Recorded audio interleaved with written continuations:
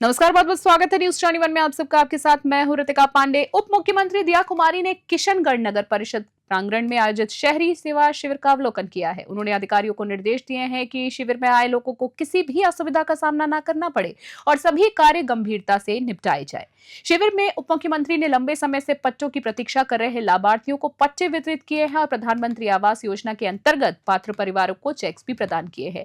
लाभ मिलने पर लोगों ने हर्ष जताया है और राज्य सरकार का आभार भी व्यक्त किया है। दिया कुमारी ने बेटी बचाओ बेटी पढ़ाओ का संदेश दिया है और बच्चों और महिलाओं के साथ केक भी काटा है। उन्होंने 6 महीने के शिशुओं का अन्नप्राशन संस्कार करवाया तथा महिला पार्षदों की शहर की समस्याओं पर चर्चा भी की है। उन्होंने लाडो प्रोत्साहन योजना और जीएसटी दरों में कटौती को जनता के लिए लाभकारी बताया है। मुझे लगता है उनको बिल्कुल भी खुशी नहीं हो रही है कि लोगों का पैसा बच रहा है। अब जनता में इतनी खुशी है, इतनी बड़ी जो राहत मिली है जीएसटी में, जो अब बचत होगी लोगों की, जीएसटी में जो कमी हुई है, जो स्लैब घटे हैं, बहुत सारी ऐसी चीज़ें हैं जिनमें तो बिल्कुल नील जीएसटी हो चुकी है। लेकिन मुझे लगता है विपक्ष को ये बात भी समझ में नहीं आ रही और उनको खुशी नहीं है कि अगर जनता को राहत मिली है तो मुझे लगता है कितनी गलत बात है। इससे ज़्यादा क्या गलत हो सकता है कि आप जनता की खुशी में भी राजी नहीं हो। पता नहीं क्या चाहते हैं, इनकी ओपिनियन होगा ये।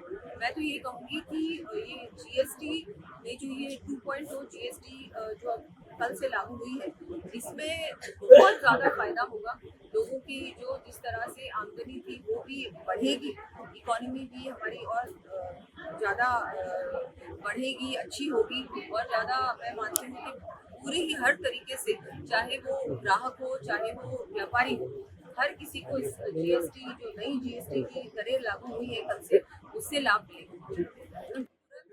ऑन द स्पॉट जो भी समस्याएं हैं उसका ये समाधान भी निकाल रहे हैं सभी अधिकारी, और सारी जो हमारी गवर्नमेंट ऑफ इंडिया की स्कीम्स, गवर्नमेंट ऑफ राजस्थान की स्कीम्स हैं, उनका भी उनको जो लाभ मिलना चाहिए वो लाभ भी मिल रहा है। साथ ही में जो हमारी यहाँ पर जो हमारा स्वस्थ नारी सशक्त परिवार वाला जो अभियान चल रहा है, उसमें भी मैंने अवलोकन किया। उसके कैंप में भी यहाँ की बहुत सारी महिलाएं हैं जिनके हेल्थ चेकअप्स हो रहे हैं। माननीय प्रधानमंत्री जी ने अपने उद्बोधन में कुछ ही दिन पहले कहा था कि हमारी नारी अगर स्वस्थ होगी तो परिवार भी स्वस्थ होगा, समाज स्वस्थ होगा और सशक्त होगा। एक विकसित भारत के लिए आवश्यक है कि जनता की सुविधाएं उनको तुरंत उपलब्ध हो और महिला भी स्वस्थ रहे, परिवार स्वस्थ रहे। बच्चों का भी अभी हमने देखा कि हमारी छोटी बच्चियां हैं,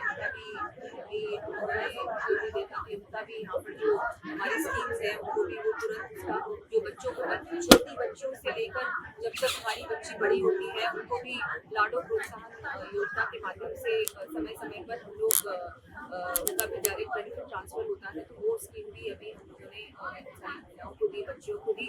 तो ये भी मुझे लगता है